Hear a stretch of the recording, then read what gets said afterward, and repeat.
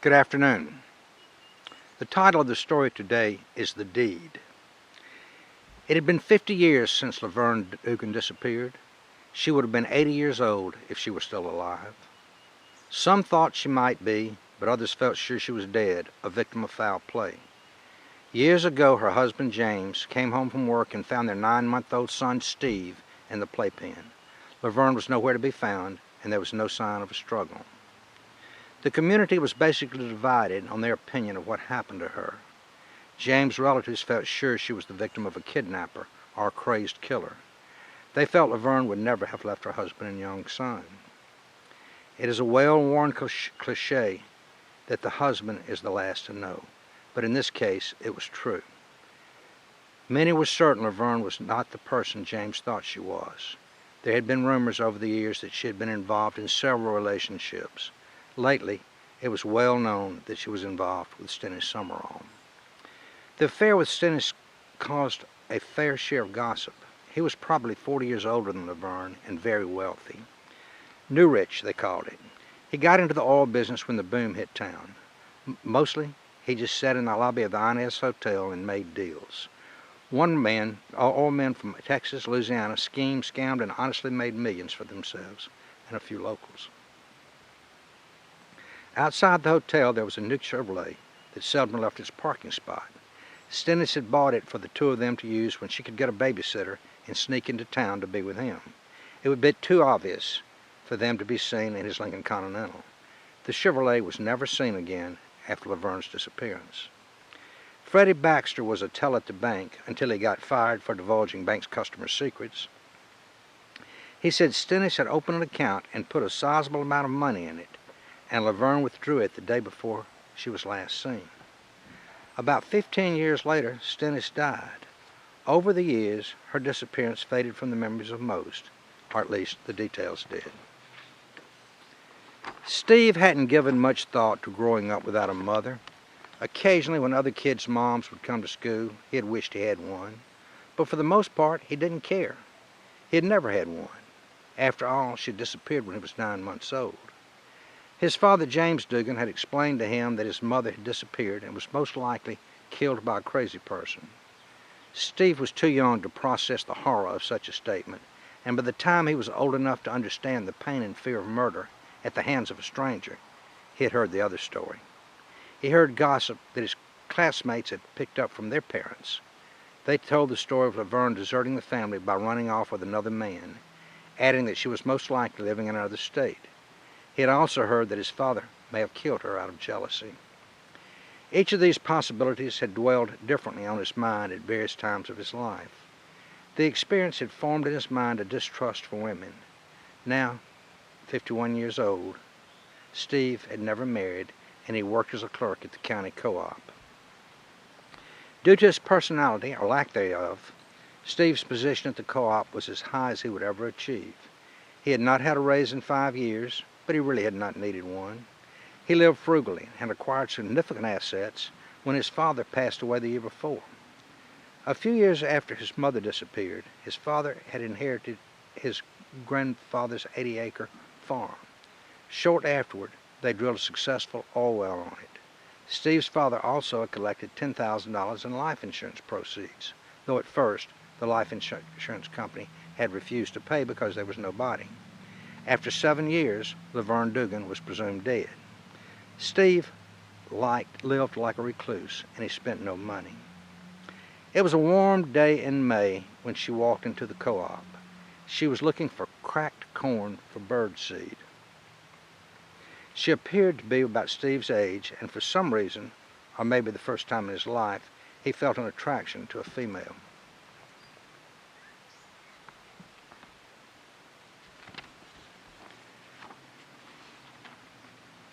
The smallest package of cracked corn the co-op sold was a 50-pound bag, which was much more than she needed for bird food.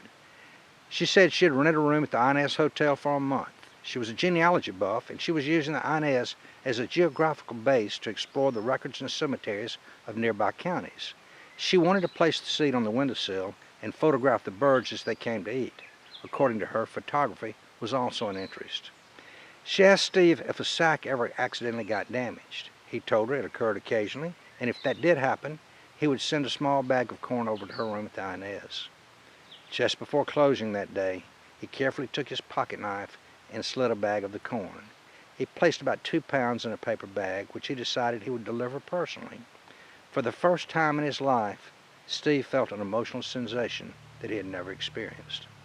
The two sat in the lobby of the old hotel that still held a bit of charm. In its day, the Inez had been the town's shining star. Steve learned that her name was Ruby Fulton, and she was from Kirby, Texas. Sometime, about 2 grandfathers ago, she had had relatives in the surrounding counties. She was retired now and had some time to pursue her dream of following her roots all the way to wherever they led. She then asked him about his family. He told her what he knew. He never mentioned the Summerall name, wanting to believe that part of the story was not true. She had a probing personality, however, and when he left, he realized he had never spoken to a female that long in his life and had never revealed so much about himself to anyone. She was so easy to talk to. Steve's new afternoon ritual was to visit Ruby at the hotel. This went on day after day. They talked. This was fun. This was new to him. He bought new clothes and had his car washed and waxed, a treat he usually gave himself only for Christmas. Would she have dinner at the local cafe with him? It was in the same building as the hotel. Yes, she would. From that day on, they were inseparable, each day from work until about 9 p.m. Nothing more intimate than a greeting hug was shared between the two. Steve never mentioned it. Maybe that's the way it's supposed to be. He didn't know. She was the first woman he'd ever had as much as a casual conversation with. It was a Saturday about 3 weeks into their relationship when he asked if she wanted to see where he lived. He took her to the home where he grew up, the home where his mother had disappeared. She realized it was decorated just as it must have been 50 years ago. Neither he nor his father had changed a thing. His mother's picture sat on a table. She was pretty. Ruby asked questions. She wanted to know where the playpen had been when she left. He knew where it had been, and he showed her. She did not say a word, just contemplated the disappearance. He then drove her to the 80 acres that he had inherited. The oil well looked like a giant hammer as it sucked the oil from underneath the soil. It had produced long after it was expected to, but he had been told when it quit they could squeeze even more oil out of it by injecting CO2. The oil well had made him financially secure, and that was the only thing about the land he cared about.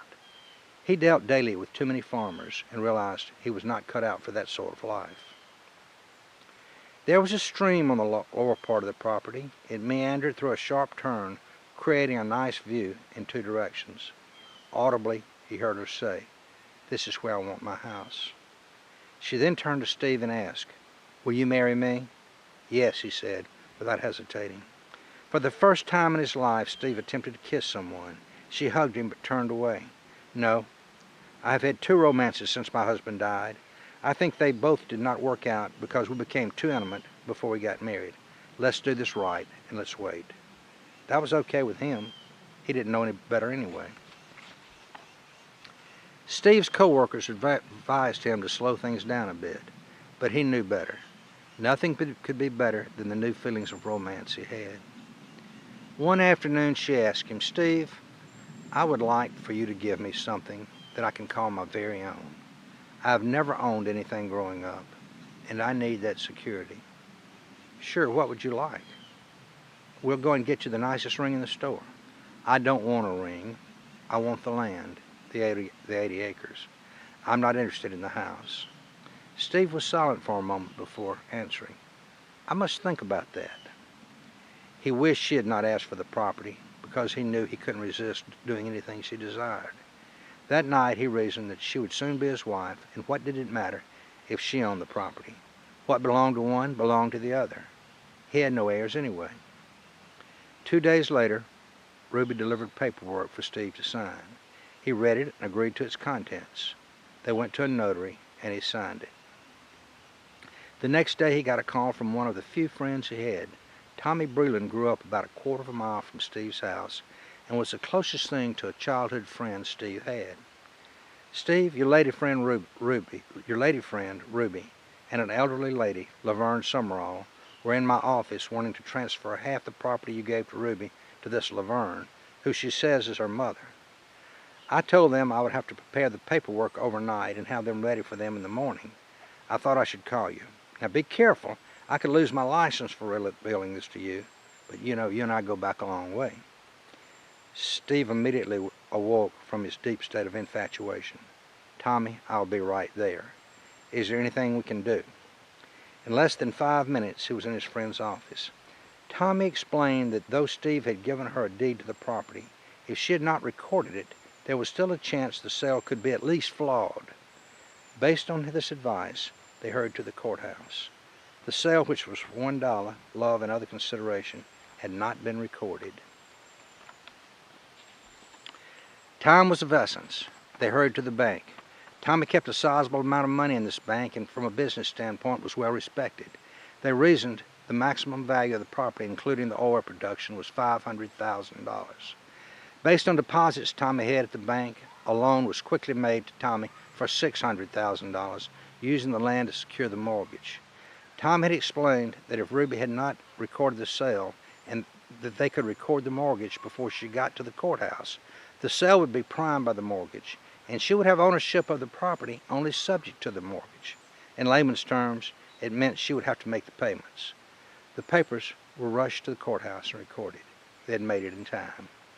The next day, Laverne recorded the deed, giving half the property to her mother, not knowing there was a mortgage that encumbered the property for more than its worth.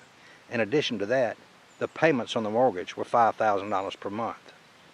The next day, Ruby checked out of the Inez at 6 a.m. She went back to Texas, never seeing Steve again. In 5 months, the foreclosure proceedings were underway. Steve bought his property back at the foreclosure sale. The truth eventually came out, like mother, like daughter. Ruby was the child of Stennis Summerall, half-sister to Steve. Laverne had disappeared after finding out she was pregnant with Stennis's child. Stennis supporting them well until he passed away. After he died, they had gone through the money quickly. Steve now trusted women even less.